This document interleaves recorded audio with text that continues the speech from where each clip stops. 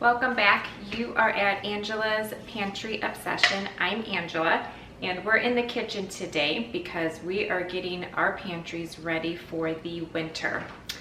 One of the main questions I'm always asked is, how do I do it all? How do I get it all done? And I respond really in two different ways. The first being, well, I don't get it all done. I think when you go into my pantry, because you can see all of my home canned jars on the shelf, it's easy to assume that I seem to do this and get it done in little time. Maybe that's all I do. Well, that is not the case. First and foremost, I don't get it all done. I have a to-do list that seems like it's never ending. So when I can mark something off of my list, it feels good. But there's always something then pretty much to take its place, I feel like. So just know that I don't get it all done. And also that it really takes a while to build up a pantry to look like mine. So one of the things that really helps is not only when you are learning how to actually can certain foods, but when is the best time to do it. And I would really suggest when you get going with canning that you don't just jump in and try to spend every single day canning something. Start with things that you really want to do yourself. Start with things where the ingredients really matter to you. Start with the food group that every time you go to the grocery store, you feel frustrated because of the ingredients within that can or jar. You know, if you feel like you can make it cleaner, but you're tired of making it from scratch each and every time, that's a great place to start. Start replacing what you're able to from the grocery store and start doing it within your kitchen and putting it into your pantry to enjoy later on. So it's a journey, it's a process, it's not a marathon. The other secret or tip or trick that I have is I don't do everything every harvest season. I've kind of made note of this a few times throughout some of my videos, but there are some things that I don't process every single year. Tomatoes is one of them. Tomatoes I've actually not done it's for sure been 2 years. It may have even been 3. I don't remember. I'd have to go look at a jar. But tomatoes, I feel like, even though it's semi-uncomplicated, it's a lengthy process. It takes a lot of time. It's not something I enjoy doing. I will be completely honest with that. So tomatoes, I knew from the very first year I processed my first batch of tomatoes, I said to myself, I don't want to do this every single year. That is just absolutely insane to do. And I know that people do. I mean, sometimes your family size is so big that you can't possibly put up 2 years worth of stuff on your shelf, because then that's taking place of other things that need to be there. So you do at some point have to do what's best for you. But I also know a lot of those people that I know firsthand, or even just secondhand through watching their videos as well, but those people have the time to do it. They stay home. They've developed a bit of a system to even involve their family to really get the processing down much quicker, more efficiently. And so doing it every year probably doesn't feel like that much work. I have a lot of help in other areas of the running of the day-to-day tasks within my home. I don't do it all by myself, but when it comes to actually preserving my food, I generally do it on my own. There are times where I might enlist some small helpers, or maybe my husband with, peeling or chopping, but more than not, I'm the one doing it. And so I have learned to space things out. So my applesauce, my tomatoes, sometimes even pickles.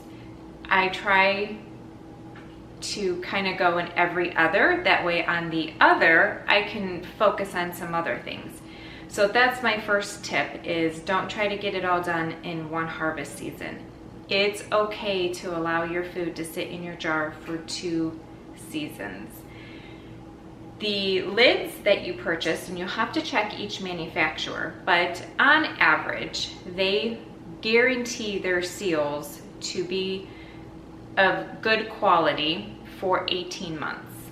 That's basically just telling me, as the consumer purchasing those lids, that they have tested their lids in that product, and we can pretty much assume we're going to get a good solid seal from that lid, that manufacturer, for 18 months. I have lids that pop all throughout the year on occasion, whether it's a ball, whether it's a 4 jars, a Harvest Right, a Tatler, doesn't matter. You very occasionally will have that happen, and it happens for all various different types of reasons, which is why it's important to go through your pantry, clean off your jars, check your seals, because on occasion you do have a seal that just comes undone. For the most part, it's not that big of a problem that you're losing jars and food left and right. Don't get me wrong, it's not something that happens very frequently. But your food generally, there's a good rule of thumb amongst canners who really try to rotate out their food within 3 years. Even the food that comes from the grocery store, if you notice, your best buy date is sometimes 3, 4, 5, 6 years out. It's because it's sealed. It's under a vacuum that it's been processed up to a certain pressure, temperature, and all of that. It is safe. But best buy just means you are going to get your best product if you eat it by that date. Doesn't mean it's going to expire. I try to live by that whole 3-year process, which is why I do my certain cannings are, products are done on an every other year. This year is a tomato year. I am not doing jams and jellies this year. I took 2 years in a row off from doing that. The only jelly I did last year was strawberry, and that's because a good neighbor of ours, my nephew's friend, came over and asked me if I would make him strawberry jam. And of course, I could not say no to that. So I did a rather big batch just to kind of put a couple more jars on our shelf as well. But I've not done jams and jellies, and maybe next year I'll start doing a couple more as we go through what I have. So you just have to work out a really good system. Also, another good tip is knowing that not everything has to be canned in your harvest season. It makes the most sense when you're getting your fresh cucumbers out of your garden to obviously preserve them while they're at their peak freshness. But you need to learn when and how you can store certain foods to do at a later date. So tomatoes, as you've been watching me, I am getting those from the garden, and I am cleaning them, coring them, and throwing them in baggies and putting them in my freezer. Each one of my freezers has bags and bags of tomatoes at this point.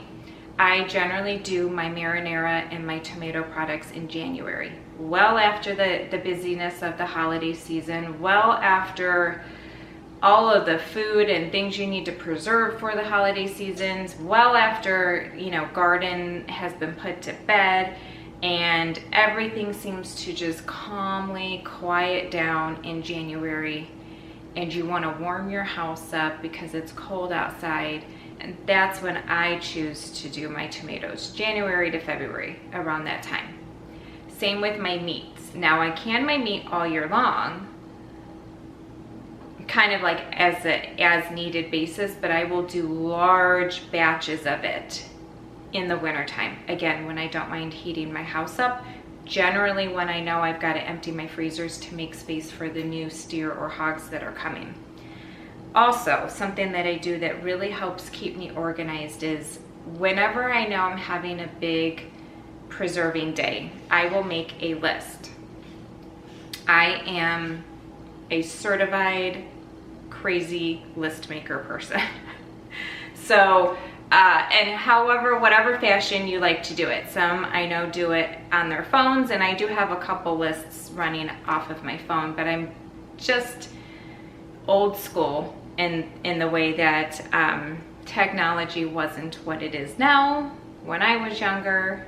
And so I do still enjoy just old-fashioned pen to paper. So I have a couple of these dry erase boards around the house that I can write myself notes, to-do lists, reminders, whatever the case may be. So this morning when I got up, I thought, okay, what do I want to get done today? Because today is a very busy harvest day for me, and preservation day certainly. I haven't done a whole lot in the last couple of days because of work and life and family, and not every single day do I want to devote to preserving, and neither, you know, should you. So we have other things that are going on in our lives. So I made this weekend specifically free and opened up so that I could get a lot of my preserving done. And so I made a list of things that I needed to do. You saw me do the mango already. I got that in my freeze dryer because now that is working and it's doing what it needs to do while I can be in here doing what I need to do. So I kind of go in an order of what is going to work for me while I can also get other tasks done. So get the freeze dryer going, check. Mango is done, I can cross that off. We are now currently working on potatoes. You saw me skin them, wash them, get them soaking in cold water. I filled up the pot of water to put on the stove, and we are going to about get ready to start that process of canning potatoes. I am doing my potatoes in quarts, so those need to can for 40 minutes. While my pressure canner is working for me and it's doing what it needs to do, and I no longer have to have a hands-on with my potatoes, aside of course from maybe putting my jiggler, my weighted jiggler on, I can get to work on something different, which will be my green beans. I have more green beans that I need to process, and I'm going to do those in pints, and those will process for 20 minutes. Now, my peppers that you've seen in my video where we spent some time together in my garden, I did pick a whole lot of peppers, and so I'm going to get those washed, sliced, and ready to flash freeze in my freezer, all while my canners are working and doing their thing. So I can generally guarantee I can get a lot of this done by doing it in the proper order that I need to do it in. I used to only have one canner, and so I would have to do one batch really early in the morning and then one later in the day. Depending on what I was canning, I might be able to get 3 batches of something in one day. Now I have 2 canners, and I feel like that's really opened up a lot of opportunity for me to get even more done.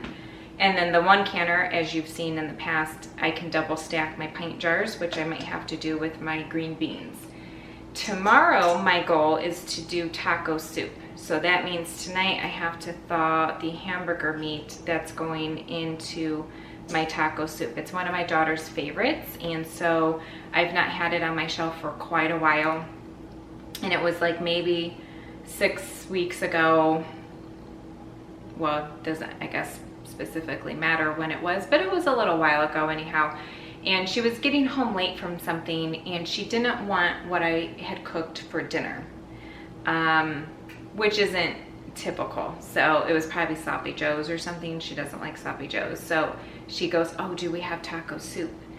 You know, and I went and looked, and I did not. It was completely out, and she was so bummed. So I ended up making her, I had her another soup that she really enjoys. So we did that instead, but I definitely have to get some taco soup back up. So that's how I set my goals for this small particular day or weekend that I am doing my projects. Now I have a very big preservation project coming up, and I've dedicated an entire week to get everything done, because that should be the close of my preservation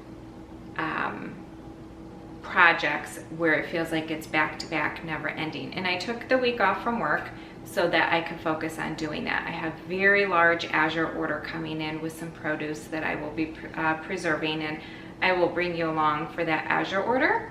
Not a lot of people I know are aware of what Azure is, and so I'd love to share that with you, so maybe you might take advantage of a lot of the savings and good quality and opportunity that Azure provides. So my list is always ongoing, and that is how I get it all done, even though I don't get it all done. I really don't.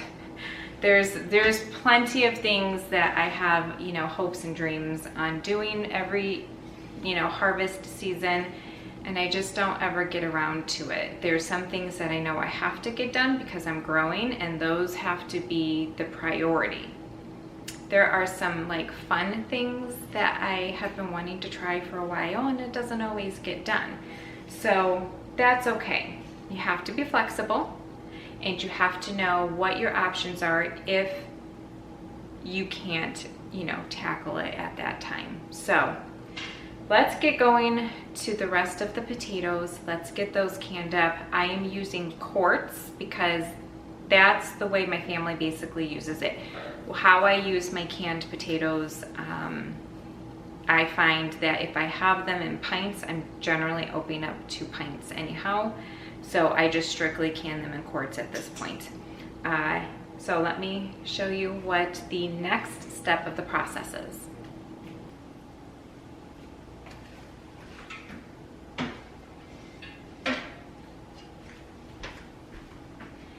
I have my really big bowl with cold water and my potatoes in here. We peeled them, we rinsed them a couple of times, and now they're sitting in clean, cold water. I'm going to get these cubed up, and I'm going to put them just right back into this water. I have behind me my stock pot about halfway filled with water. I don't have the burner on or anything just yet. We're going to get these up to temperature when all of the potatoes are in the jar. In order to preserve your potatoes, it's recommended that that you cook, not really cook your potatoes, but you are kind of bringing them up to temperature on a simmer for like, I think it's like 5 minutes or so. You are still going to have a firm potato. It's by no means going to be cooked, but they want you to do a hot pack method only with potatoes. I feel like because it's been about a year since I've done potatoes, I'm wondering if I chose to do it differently. I don't recall doing it this way. So I'm wondering if, much like my dry beans, I oftentimes choose not to slightly cook them first. I technically raw pack and cold pack those. I think that's how I've done it in the past, but I'm going to do it the way my recipe now says, and I can compare, I guess, when I go to open these jars.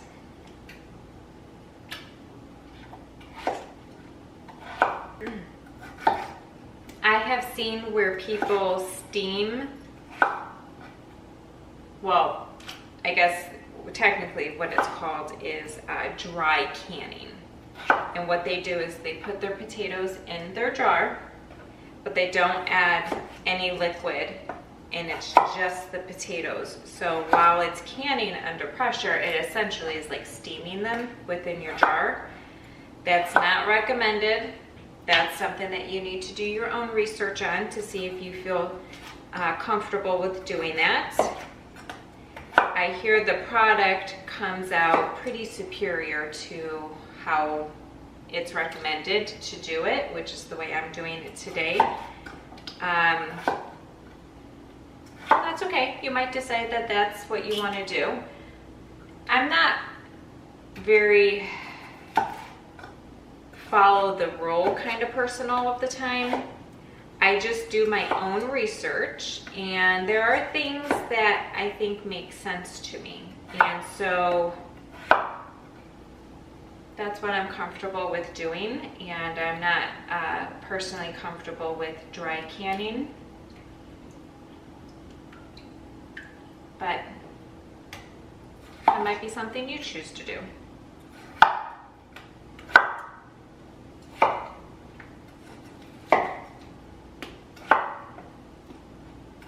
I'm keeping my potatoes in fairly large pieces. I don't want them like really small diced, because the smaller, just like if you were cooking it on the stovetop and you needed your potatoes cooked rather quickly, you would cut them into smaller pieces because it wouldn't take as long to cook. Same method applies with pressure canning. I want them to be cooked and I want them to be soft, but I don't want them to be completely falling apart either. So I keep them chunked up rather large. Now you can use, as far as I know, and again, this is why doing your own research oftentimes is helpful, because I don't want to steer anybody wrong. I know there are potatoes that are recommended for canning, but I don't think there really is a potato you cannot use. And the reason there are some that are recommended is because some potatoes have a lot more starch in them than other potatoes.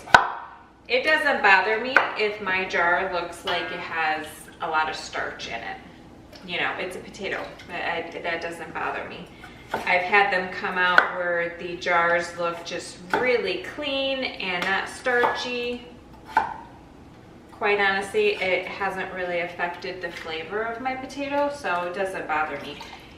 And we'll discuss that a little bit once these are done processing and I take them out of the canner. I'll show you what they look like the next day when they've been cooled down, and we'll kind of have that conversation. If they look starchy, I'll show you what I mean by that. You can avoid that if you're using like a big russet type of potato, potatoes that you generally use for your baked potatoes. Those are going to be more starchy than your gold potatoes, your yellow Yukon,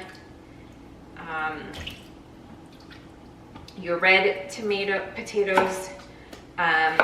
Those aren't going to be as starchy as like a baked potato.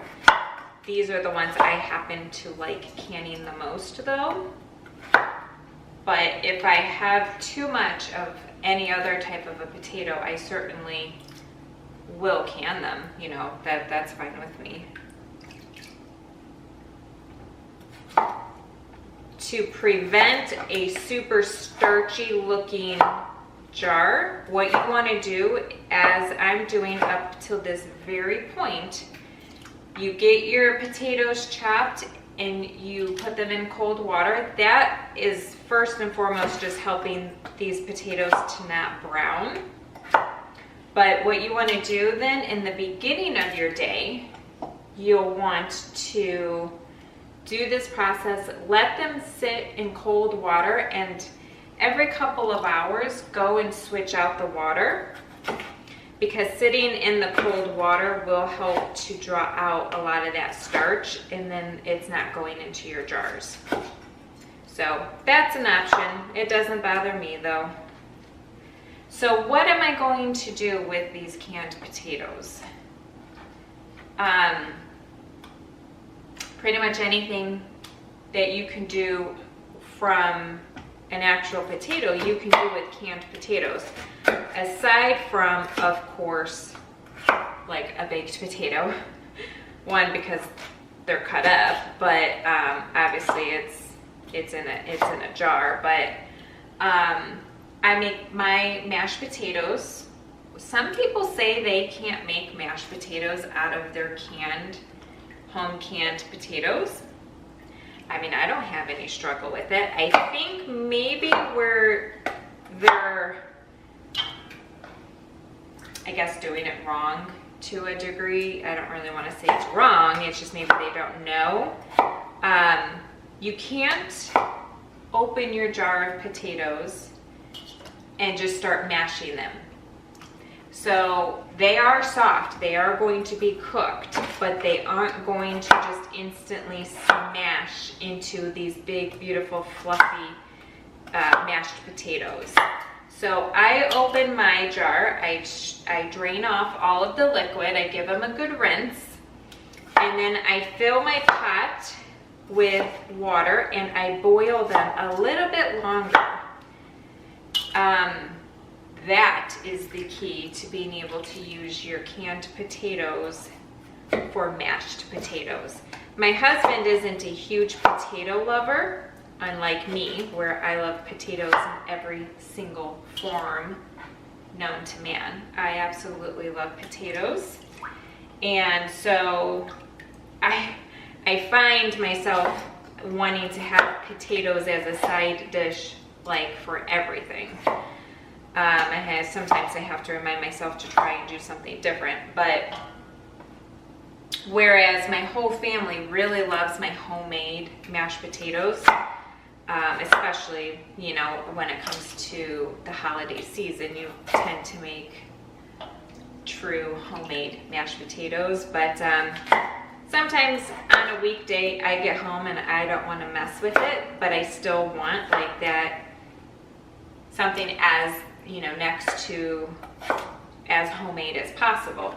So my husband likes my mashed potatoes, of course, and but when I made mashed potatoes from my jarred potatoes, he just was like, these are so good, what'd you do differently?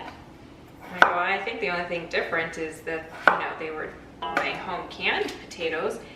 And now every single time I make them, he comments like, oh, those potatoes were really good. He loves them. So I don't know what the difference is, quite honestly, but it's certainly doable and they taste really good. You could open your jarred potatoes and make like a really quick beef stew. You have your potatoes, you could open a jar of carrots, open a jar of your beef, and, you know, throw it in some beef stock, make like a little bit of a gravy out of it if you wanted to, and you have an instant beef stew. I have sauteed them to make like a hash brown for breakfast in the morning. I have drained them and coated them in flour and cornstarch with some seasonings and fried them. I've put them in the air fryer that way. So good. Somewhat crispy on the outside because of that cornstarch. I don't know. Let's see. What else? I mean, what else would you use potatoes for? I mean, you could mash them up, like I said, put them through a ricer and make gnocchi. Is it gnocchi? Gnocchi? I don't know how it's actually pronounced, so forgive me. But you can make that. Oh, potato salad. I have done that many times. I have opened my jar, and early in the day or the day before, I have made potato salad from my home canned potatoes. Those are good. Now, it's a good, that might be, what am I trying to say? I'm not speaking English.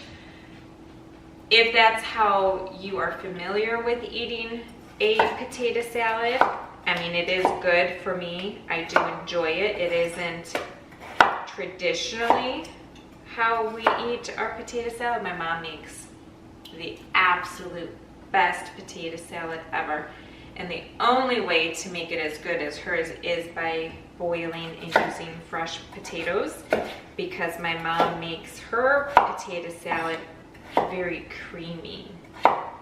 There's still, you know, whole potatoes in there, but it's like a good mix between having a couple lumps from time to time and having it like a creamy mashed potato style. Oh, it's so good.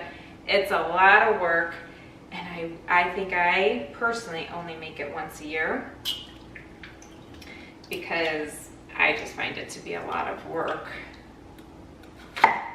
But when I want to do a quick potato salad in the summertime, because it just sounds really good at the moment, I'll just open a jar of my potatoes and I can make it like in an instant. If I had a top 5 list of items that I enjoy canning and having on my shelf at all times, potatoes would be in the top 5 for sure. It's, you know, it's a meal maker. If I gotta come home and it's been just an absolute day, I can open up a jar of my Swiss steak, open up a jar of my potatoes, serve them however which way I want to, of course, and then open a jar of carrots or green beans or corn, and I have dinner in like 10 minutes.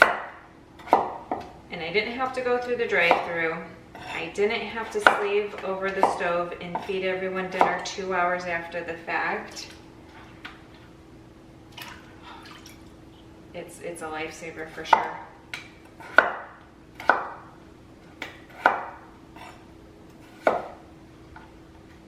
Okay.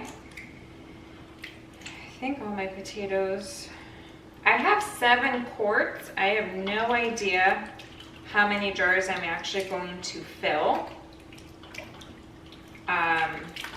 That's okay. I will, if need be, I'll just fill my jars with water. Okay, so you can see here that I have the potatoes pretty, you know, decent size.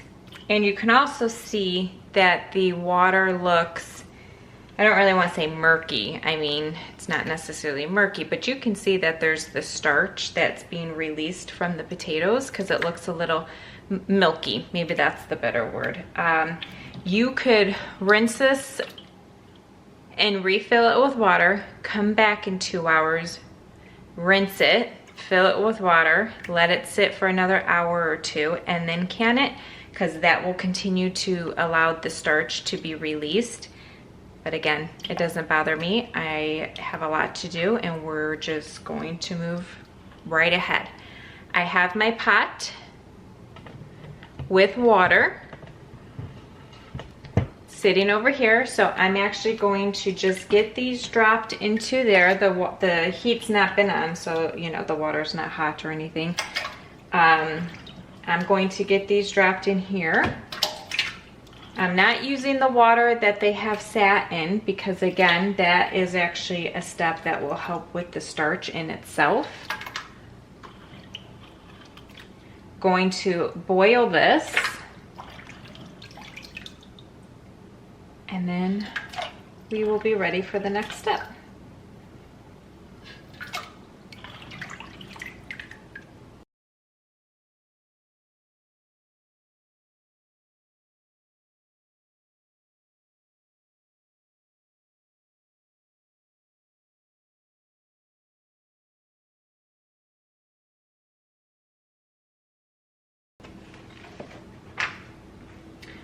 All right, gonna turn this on and we're going to get it up to a boil, and we're gonna boil it for up to 10 minutes. We don't want them cooked.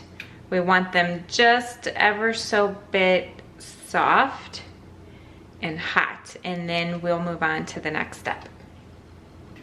Okay, let's discuss everyone's favorite topic, botulism. So you really do want to peel your potatoes, okay? And I have seen where people do not. They say, oh, it doesn't bother us to have the peel on. And although it doesn't bother me either, my family doesn't care, you know, they don't seem to mind if I am making like red-skinned potatoes, for instance. They don't care if I leave the potatoes on.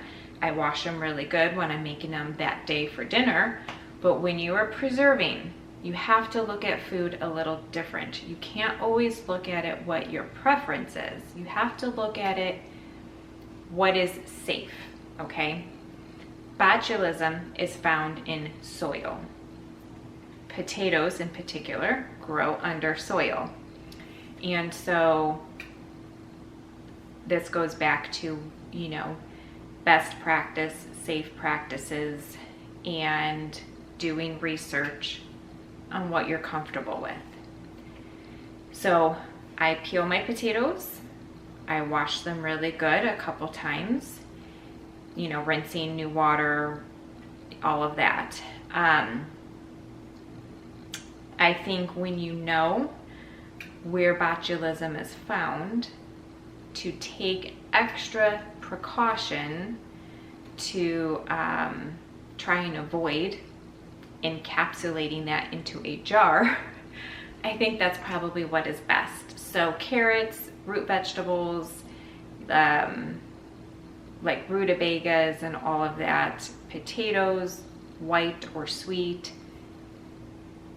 You can clean it, you can clean those skins, absolutely, but can you guarantee that that botulism spore is gone? Not enough for me to make it feel safe to do. So I just take off that first layer, give it a good rinse, and rinse and repeat a few times. So if that's something that has been preventing you from canning, because we hear that word all the time, and if you do your research about botulism, it's fairly low, the number of cases that come about from food anyhow. It does happen, it can happen, and certainly will if you don't take the right appropriate steps. So I'm going to show you as best as I possibly can the safe steps, the what's recommended when it comes to canning. I think I'm a rule breaker pretty much in one area, and that tends to be the one area most people are rule breakers into, which is beans. And when I need to do beans, we'll discuss that another, you know, at that time. But I will always peel my potatoes whether they're homegrown or not. I can't guarantee that I don't have botulism in my soil. So, you know, I can guarantee I don't have pesticides in my soil, but I can't guarantee that I don't have other things growing in there. So whether they're homegrown or not, I am peeling my potatoes before I process and can them. So just thought I would address that, just in case you see things differently from some other content creator. That's where I stand on it, and that's how we will move forward in my kitchen.